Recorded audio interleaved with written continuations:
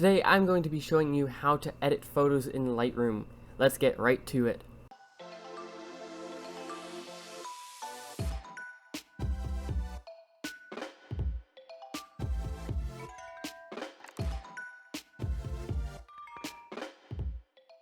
Hello, I'm Noah from Anything Cameras, the channel that focuses on helping you improve your filming and photography. Like I said, we're here in Lightroom today, though you can use any editor, and I will be showing you the basics of editing photos. So we have this photo of a bird that I pulled up, and I chose this photo very specifically because it needs some editing. As you can see, it's underexposed, and just brightening it does not produce very good results. Since it's a raw photo, it looks very flat and drab. Let me touch briefly on the difference between RAW photos and JPEG photos, because in editing, knowing the difference is crucial. JPEG photos are compressed by the camera to be smaller file sizes and are made to be used right out of camera. RAW photos are not compressed. They are exactly what the camera sensor sees and interprets, and are much larger in file size and cannot often be uploaded to various social media or other web pages such as Facebook, Instagram, etc., etc. So, if you plan to edit photos often, definitely shoot RAW. If you don't plan to edit photos, use JPEG. The reason you would want to use RAW if you edit photos is because RAW, being uncompressed, has much more versatility when being edited and will produce better results. With JPEG, if you try to edit them too much, you will get compression artifacts and other unwanted things, like more clipping. So let's go into my process for editing a photo. You can see here that I have a preset made. When I first import photos into Lightroom, I would start by selecting one photo, putting on the preset, and working from there. However, so you know what's on my preset and you can make your own, I'm going to be working from scratch.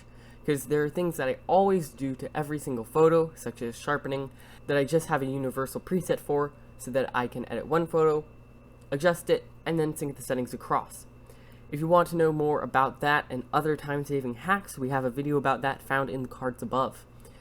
Okay, so you can see I've already adjusted the exposure. That would probably be the first thing I did.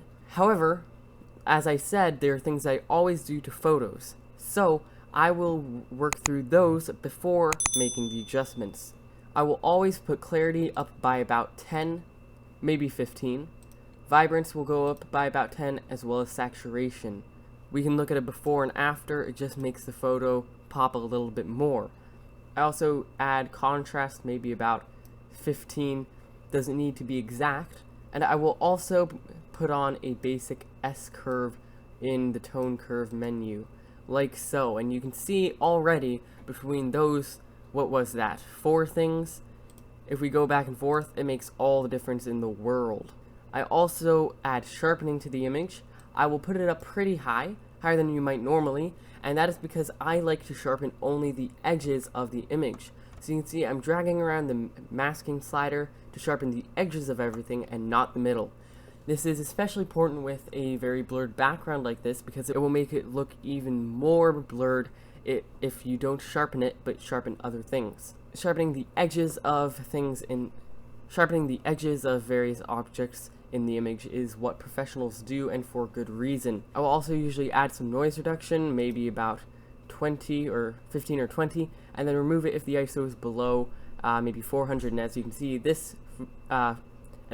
this photo was shot at ISO 125, so I will not be applying that. Also, I should mention that I usually add some detail when adding noise reduction as well. I always apply lens corrections and remove chromatic aberration, and I then custom add vignetting down here, like so, just a tad, no more than 15 usually. So that's about what would be on a preset for me, and then I would make adjustments from there. So if we reset the exposure, because that is what it would look like roughly, you can see that if I preview it, it doesn't look a whole lot different. So we'll just pretend that this is the preset.